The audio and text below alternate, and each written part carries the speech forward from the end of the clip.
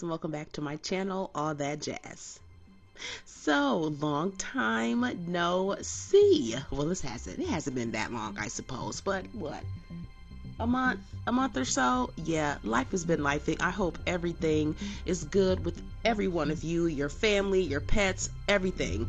As far as myself, I've been doing fine, just been busy. Work has been hella busy. Anybody who works in healthcare, you already know it's I don't know what it is about this season, it's just absolutely busy. But yes, I am back. If you are new here, I have been working on my own fun little rewrite for Stranger Things season 5. I have already done episodes 1 through 4. And now, as a whole, like I've mentioned in previous videos, I didn't think volume 1 needed much, so I just incorporated little things. So like Brenner is alive, I tried to incorporate some of the First Shadow play and Henry Creel's background into volume 1 and add those little Easter eggs a little bit more. So a lot of my changes are going to start with this episode, volume 2. So let's get right into it. So let's get into episode 5, Shock Jock. This scene with Will, the aftermath of him using his powers to kill the Demogorgons, this will stay the same. However, the dialogue will change here. I'm going to do something here that I don't think many people are going to be happy about. Howsoever, like I mentioned in the previous videos, one of the things that really bugged me about Stranger Things 5 was it just felt like the stakes weren't there because people weren't dying. Like, yeah, so just be prepared here, okay? Be prepared. And again, sometimes you may hear my voice. However, when I am changing things with dialogue, I have been using my text-to-speech option to make it a little bit more fun because I can't do any voices, so be prepared for that as well. So let's get right into it. So again, just like in the original scene, it will start off with Will in the middle of Max Z, wiping the blood off of his nose, and Mike running towards him. So this is where my rewrite begins. Mike, breathless, a frantic, terrifying awe in his voice. Will, I told you. You're a sorcerer, Will. You just killed a Demogorgon. You did it. You really did it. Mike throws his arms around Will, an embrace of pure excitement. For a split second, they're just two kids again. But Will's gaze is fixed over Mike's shoulder, staring at the flipped military truck. Will, a hollow, broken whisper. Mom. He pulls away, his shoes crunching on the glass. He sees her. Joyce is slumped against the rusted undercarriage of the truck, her eyes hazy, her chest barely moving. The military truck's jagged metal has done the damage.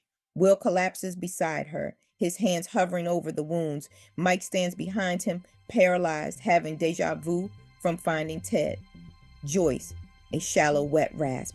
Hey, honey, I'm so proud of you.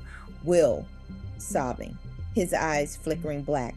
Mom, I'm so sorry. This is all my fault. Joyce, reaching up, her finger staining his cheek red. No, baby. It's no one's fault. She looks at Mike, then back to Will, her voice growing thinner. Joyce continued. I told you back at the barn. There is nothing I wouldn't do to protect you.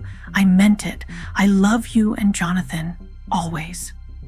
Will. Mom, please don't leave me. Joyce, a final flickering smile. Remember your promise.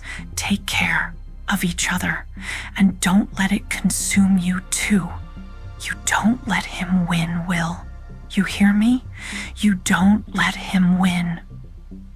Joyce's hand falls. Her head falls back against the rusted steel. Her eyes stay open, fixed on the dark night sky.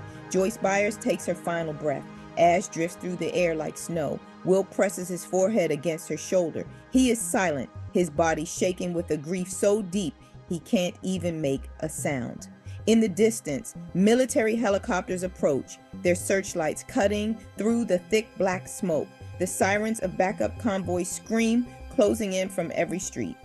Mike, panic in his voice. Will, we have to go. Will, they're coming. Will doesn't move. Mike grabs Will under the arms and starts dragging him back. Will's heels drag in the ash and broken glass. As Mike pulls him away, Will finally speaks, very quiet, almost emotionless. Will. He thinks he's already won. Mike. Will? Will, a quiet, cold resolve. Well, he's wrong. They run toward the radio shack. The camera pans back across Mac Z, dead soldiers everywhere, smoke rising, the glowing red wound of the library gate in the distance. We see movement. Lieutenant Sullivan steps into frame, alive, alert, and furious, staring at the gate. Sullivan, shaken, realizing, "It was never the girl. We've been hunting the wrong monster." We see one last shot of the library gate. The scene shifts and we see several Demogorgons methodically hook the kidnapped children, Derek and the others, into the pulsing hive mind spires. The vines force their way into their mouths. Derek being the last child we see hooked to the hive mind spire. The view changes and we see his eyes snap open. All the children wake up in a serene, sunny field. Walking toward them is Henry, calm and charming. He leads the children towards the Creel house. Running toward them as they reach the door is Holly Wheeler. Henry smiles. As the children make their way inside of the Creel house, we see Max Mayfield watching them from a distance. After this, the scene shifts to Henry talking to the kids inside of the Creel house about the darkness taking over Hawkins and the world and how the kids can help him bring two worlds together. All of that stays the same. And after this scene, we go to the opening credits. From the opening credits, the scene after is Dr. K in the military realizing that Callie has escaped. That will stay the same. The scene after is Mike, Joyce, and Will going back into the tunnels and finding Lucas. This scene is going to be adjusted because, of course, Joyce is now dead. So I got some updated dialogue I want to do here. Lucas is slumped against the tunnel wall, one hand pressed tight against a deep slash across his chest. Blood stains his jacket. His breathing is shallow but steady. Footsteps. Mike and Will rush into view. Mike. Lucas! Lucas looks up. Relief flashes across his face, then guilt immediately replaces it. Lucas, hoarse, rushed. I tried. I swear. I'm sorry I couldn't protect the kids. He winces, pain cutting him off. Will is already kneeling beside him, hands steady, tearing fabric to get to the wound. Will presses cloth against the wound, focused, but his voice is calm, controlled. You did everything you could. You fought. You risked your life. I saw you. I saw you swing at the Demogorgon. Lucas, you saw. Mike. He more than just saw. Lucas shakes his head in confusion. Lucas. So the demo's floating limbs snapping, dying, that was all you? Will. Yes, but... Lucas. Holy shit, so you're like Will the Wise, but for real. Mike. He's more like a sorcerer than a wizard. Lucas, excited. Even still, this totally changes the game. We got our second L. Will, quietly. I'm not like a second L. I don't have powers. I'm siphoning. I'm stealing Vecnas. And even then, it wasn't enough to stop him. He still got them. The kids. Lucas freezes. Lucas. All 12? Will meets his eyes for a beat. No fear, no denial. Will. Whatever he needed them for to start his plan, he has them now. And I don't think he's coming back, or the demos. I need to be close to the hive mind to siphon his powers. We have to find a way. We have to find him. This isn't over. Mike glances at Will, registering the shift. There is no time for sadness. Mike. Exactly. It's not over. We will find a way. Lucas. Whatever he's planning, we don't have much time. Will tightens the bandage, securing it. Mike. I just hope your theory is wrong. Will. What theory? Lucas, trying to sit up. November 6th, the day all this started, is the day it ends. They all look at each other uncomfortably. Mike. We have to get moving. They work together. Mike and Will helping Lucas to his feet. There's a pause. Lucas watches them. Something clicks. Lucas, confused, careful. Wait, where's Joyce? Silence. The tunnels seem to hum louder. Mike looks away. Will doesn't. Will. She's gone. He killed her. You can hear both sadness and rage in Will's voice. Lucas's face falls, just devastated. Lucas whispers. No. He swallows hard, eyes glassy. Lucas continued. I'm so sorry, Will. I didn't. Will, interrupting, firm but gentle. It's okay. You didn't know. She stood in between me and him. Fearless. She didn't run and hide. She was ready to protect me at all costs. I know she wouldn't want any of us wasting any time grieving. She would want us all to end this, to stop him. Lucas nods, choking back emotion. Lucas. You're right. Will. Yeah, ending this. Finding the missing kids, killing Vecna is our focus now. Will continued. I'm not letting her death be for nothing. Lucas. Resolve. Then let's end it. They stand together, moving through the tunnels, making their way to the ladder that leads them back to the squawk. After that scene, we pick up with Hopper, 11, and Callie making it to the church. Hopper and 11 are having their back and forth. She's upset with him about the whole fail-safe situation and him planning to die, and Callie interrupting their argument to ask where Steve, Jonathan, Nancy, and Dustin are. All of that can stay the same. The following scene is Nancy, Dustin, Steve, and Jonathan arriving at the Hawkins lab in the Upside Down. Now, I didn't update this dialogue. However, I would do a slight change here because Steve wouldn't be the one asking Nancy if, like, he can work with her and Jonathan and Dustin can split up. I think it would have been pretty funny and cool if Steve asked Jonathan if they can split up and go together. That also would have hurt Dustin's feelings and trigger this argument and back and forth that him and Steve have. So like I said before, I wanted to build up this argument. So that is the one change I would make here if I did do the dialogue switch. Steve asking Jonathan for them to split up instead of him asking Nancy to be the one to do it and him and Jonathan having that little back and forth. The scene after jumps back to Holly and the kids at the Krill house. Holly sneaks out to meet Max and tells her about Henry's plan to draw another world to theirs, followed by Derek, who snuck out as well, and them letting him know that he could help them escape, but he has to get rid of the delightful Derek act and bring back the dipshit Derek. That stays the same. The scene after, I am adding another scene here. Well, not adding, but adjusting dialogue in this next scene because, again, Joyce is dead. So because I made that change, it's a lot of scenes and dialogue I had to update to reflect her not being there. The group is scattered around the couch in silence.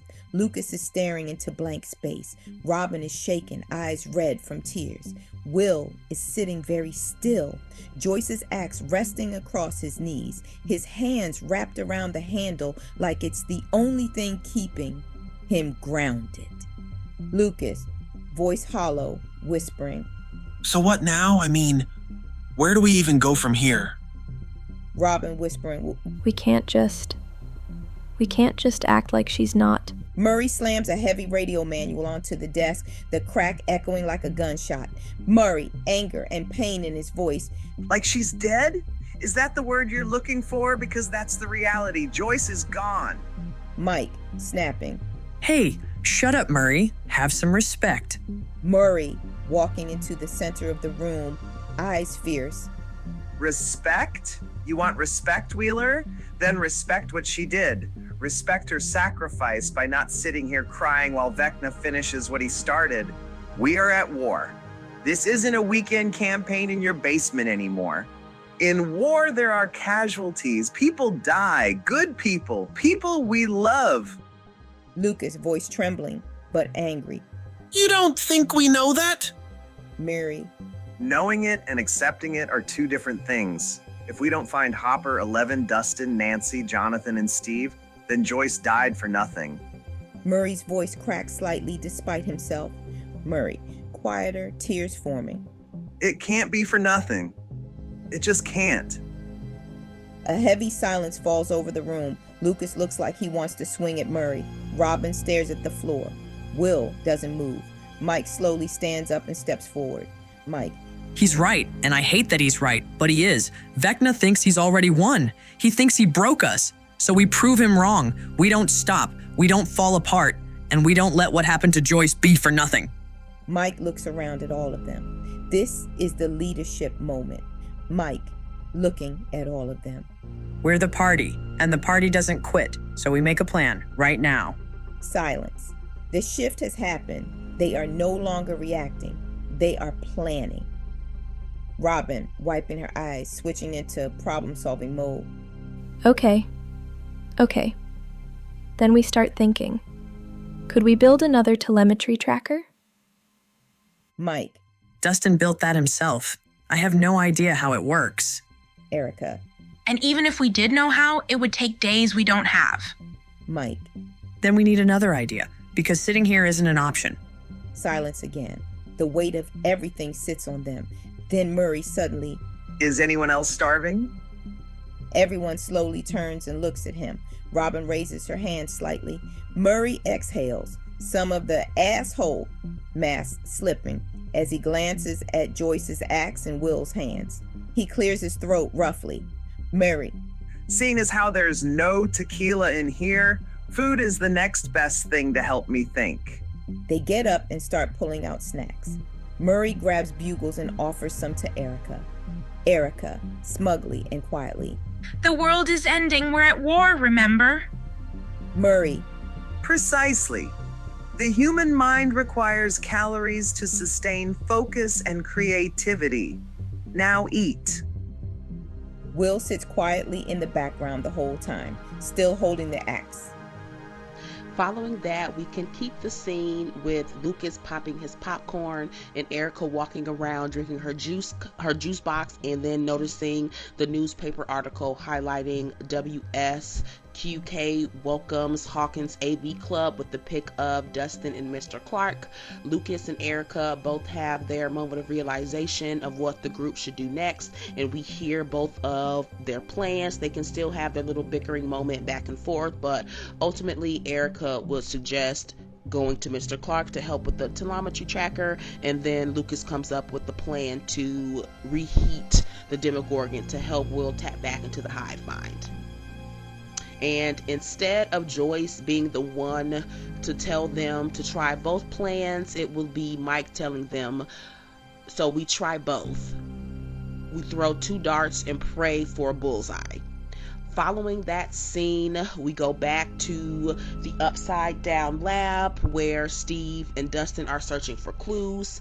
That can stay the same. Now, the scene after is with Jonathan and Nancy, and they're having their heated discussion about their relationship, and she's like, we want to have this conversation about relationship in the Upside Down.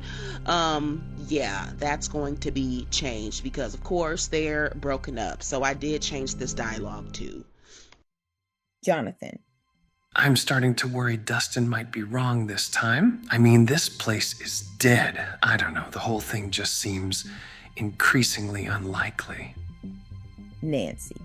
Well, we're here now. Might as well search the place. Jonathan sighs, watching her move with a cold, robotic efficiency.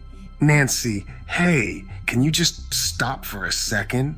Nancy doesn't stop, keeps walking without making eye contact. We don't have time for this, Jonathan. Jonathan. I know we don't, but you haven't stopped to take a breather, not once. He steps in her way, forcing her to look up.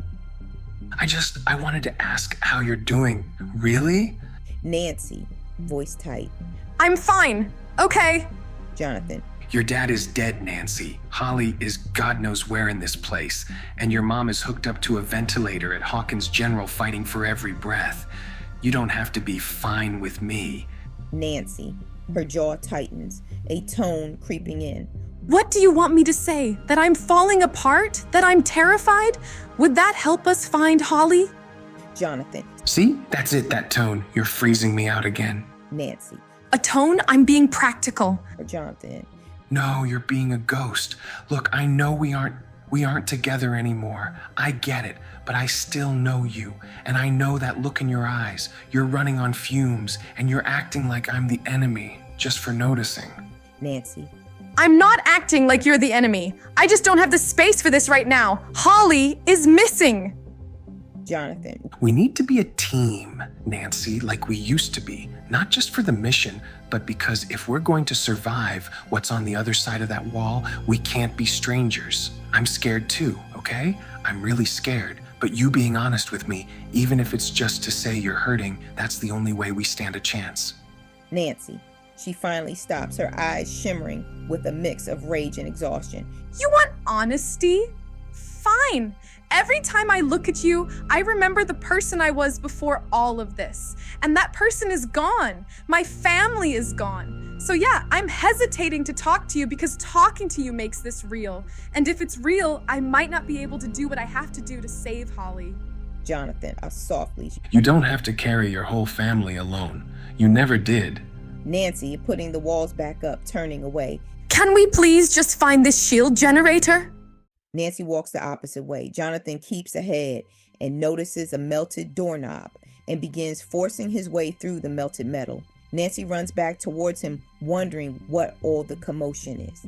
The door opens and the melted stairwell is revealed. Jonathan. What the hell? Nancy. What is this? Jonathan. Is it too late to take back what I said about Dustin's theory? Now, following that scene, we go back to the Upside Down. Hopper is trying to get in contact with Nancy, Jonathan, Dustin, and Steve, and he can't reach them. And Callie and 11 are having their conversation where she's giving her the background and the update of what's been going on with her while being in the care of Dr. K.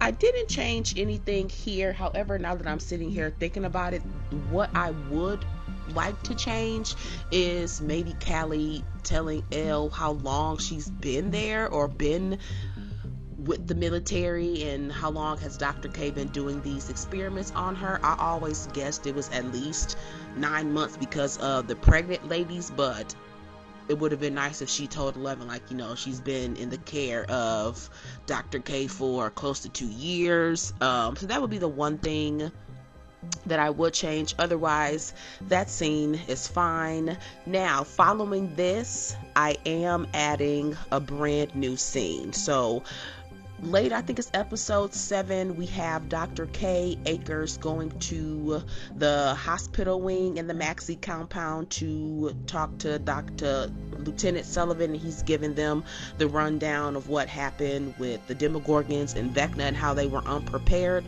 I'm moving that scene to this episode and I'm changing the dialogue completely. So one of the things I hated was, number one, how Sullivan was so prevalent in season 4, and then in this season after episode 4 we really don't see him again or hear from him again until episode 7, and that's it. I do think he was very underutilized, so I'm going to utilize him for sure in my rewrite. So again, this dialogue here is taking place inside of the Max Z medical ward. Sullivan is sitting up in a hospital bed, heavily bandaged. The fluorescent lights hum overhead. Outside the room, soldiers rush past in controlled chaos.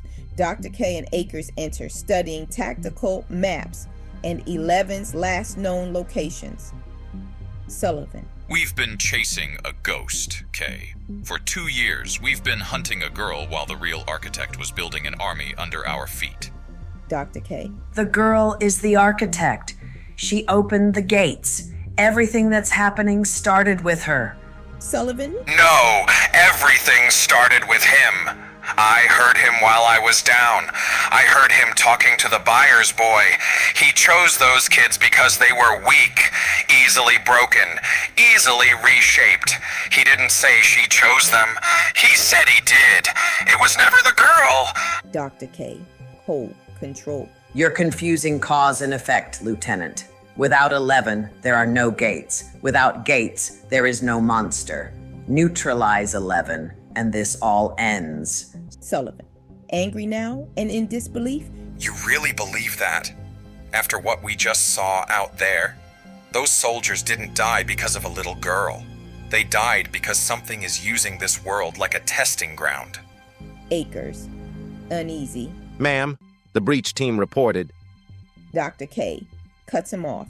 I don't have time for ghost stories and deathbed revelations. Akers, get the transport ready. We move on the girl's signature in 1 hour. Sullivan, raising his voice. You are going to get us all killed. Dr. K turns back calm but threatening. No, Lieutenant. I'm trying to save this world. You're the one who's forgotten who the enemy is. She looks at his bandages. Dr. K continued. Get some rest. That's an order. She and Akers leave. The door shuts. Silence.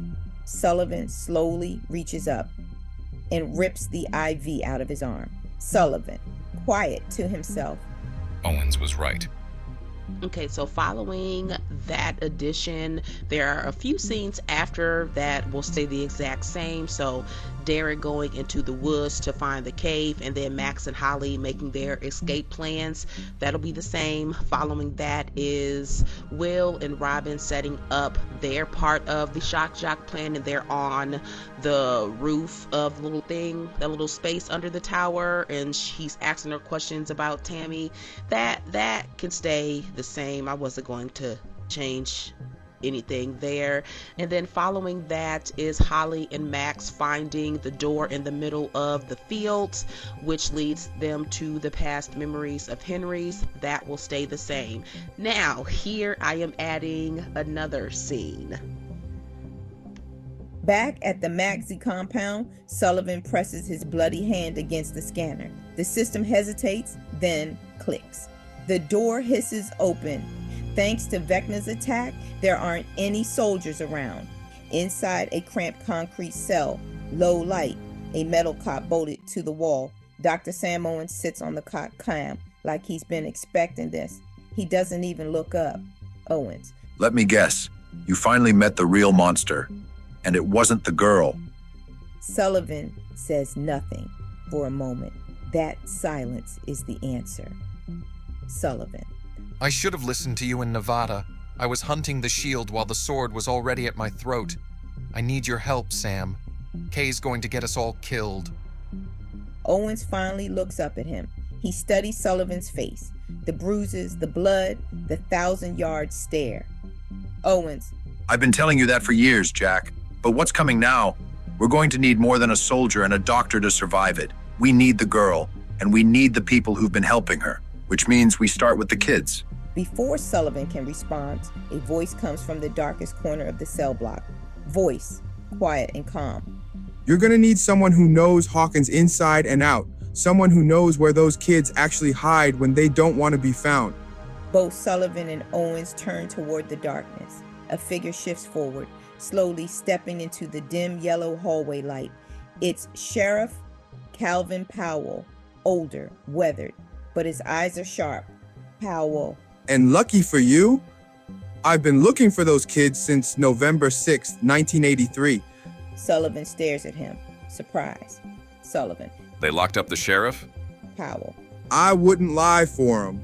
Wouldn't blame it on the wrong people. So they decided I was a problem. Owens gives a small, knowing nod. Owens. He's one of the good ones. Powell steps fully into the light now. Powell. You boys look like you're about to go start a war, and if this town's in the middle of it again, you're gonna need all the help you can get. Who better than the Sheriff of Hawkins? Sullivan looks at him for a long moment, then reaches for the keys. Sullivan, motivated. Then let's go save Hawkins. He unlocks Powell's cell. The door creaks open. Powell steps out. Now the three of them stand in the hallway together. The soldier, the scientist, the sheriff. Three men who should have been working together from the beginning. They walk down the corridor together.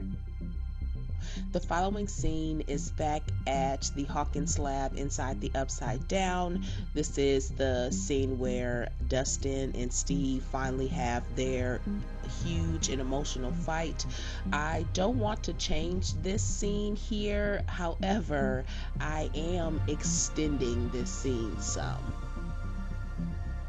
So be prepared. I do have some additional dialogue for this scene. So as you remember, when Dustin and Steve get done fighting, Steve, walks away, and Dustin is on the door to Brenner's office, and from there Dustin finds the journal and then everything else inside of Brenner's office. So that's where I'm picking the scene up, is right after Steve walks off. Steve storms down the dimly lit hallway of the Upside Down lab, his footsteps echoing until he disappears around a corner. Dustin is left alone, leaning heavily against a metal door, his chest heaving. Dustin shouting after him, voice cracking. Yeah, go ahead, walk away. You're just a dumb, fake, selfish asshole, Steve. You hear me? Fake. He slides down the door until he's sitting on the cold, grimy floor. He wipes his eyes with the back of his hand, trying to steady his breathing. The silence of the lab is suffocating, broken by the sound of a distant voice. The voice, a faint melodic rasp with a tone of teasing. Henderson. Dustin freezes. His heart skips. He knows that voice. He slowly stands up, his hand trembling, as he reaches for the handle of the door labeled Director, Dr. M. Brenner. He pushes it open. Inside Brenner's office. The office is frozen in 1983. Vines crawl across the walls, papers scattered on the desk. Standing by the large mahogany desk is Eddie Munson, hellfire shirt, denim vest, leaning back like nothing ever happened. Dustin, whispering, stunned. Eddie, is it really you? Eddie, a small, familiar smirk. You look like you've seen a ghost, big guy. What's with the waterworks? Stevie boy hurt your feelings? Dustin, laughing through tears, stepping forward. I watched you. I didn't think I'd ever see you again. I'm so sorry, Eddie. I'm so sorry I didn't get back to you in time. Eddie's smirk slowly fades. His expression changes. Cold, disappointed. Eddie, soft, almost gentle. You say you're sorry, but you lived, didn't you? You always do. You live, and someone else dies, Henderson. Dustin stops walking. Dustin, confused, shaking his head. No, that's not true. A black, oily substance begins to leak from the old Dama-bat wounds on Eddie's neck. Eddie. Steve Harrington, always the babysitter, always saving you. Tell me, Dustin, how long do you think that lasts? How long before he gets tired of saving someone who can't save anyone back? Dustin starts backing away slowly. Eddie continued. You are not the hero of this story, Dustin Henderson. You are the consequence. Wherever you go, death follows. Eddie steps forward into the light. His shadow stretches across the wall behind him, but the shadow is Vecna. The shadow moves before Eddie does. Then Eddie's body begins to change, limbs elongating with a sickening snap, skin tearing like burnt paper, revealing the vine-wrapped raw form of Vecna. The walls begin to pulse. The office seems to shrink. Dustin, back hitting the desk, terrified. Stop it, please, stop. Vecna, voice deep, calm, almost sympathetic. You think this is a story about heroes and monsters. It isn't. It's a story about survivors and the people they leave behind. Vecna slowly circles him. Bob Ted Wheeler, Eddie Munson. Tell me, Dustin, how many more names are you going to add to that list before this is over? Dustin squeezes his eyes shut, shaking his head. Dustin, sobbing.